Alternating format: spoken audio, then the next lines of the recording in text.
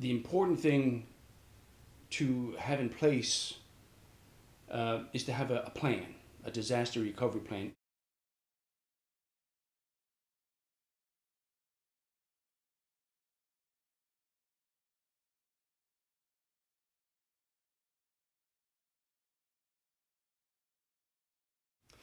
The biggest risk to a company when a disaster like a hurricane hits is that you get shut down. And we have our headquarters here in Houston, and out of this headquarters, we are paying 7,000 to 8,000 people on a weekly basis. And if we get shut down, these people don't get paid, and that's a big problem. In our case, we had damage done to our building.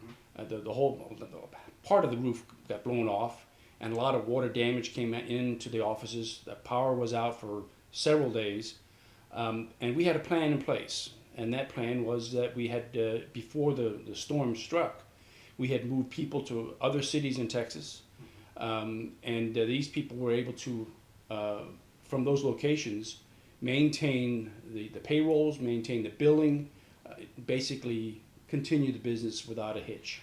I've seen other companies that played it by ear, and in fact, I talked to some of my friends, and I'm a member of the FEI, and they're all chief financial officers there, and several of those, several comments coming from those guys saying we didn't have a plan in place, so we played it by ear, and we were shut down.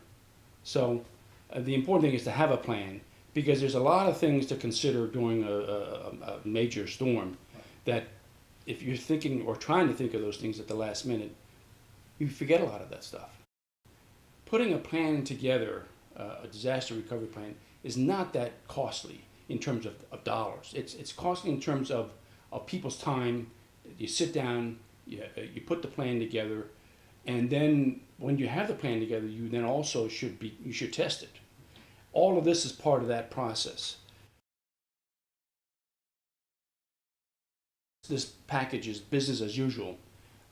It's a roadmap. It kind of takes you step by step through the process of setting up a plan, and it's something that you can do in your office with just a couple of your people sitting around and reading through the program. I think we did it just right during the storms that hit us, because we did not miss a lick on our business.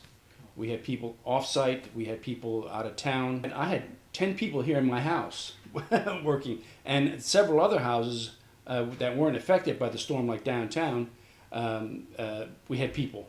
And so we were able to continue working even here in town. I believe that book for small businesses and medium-sized companies, I think that this book will do the trick for you.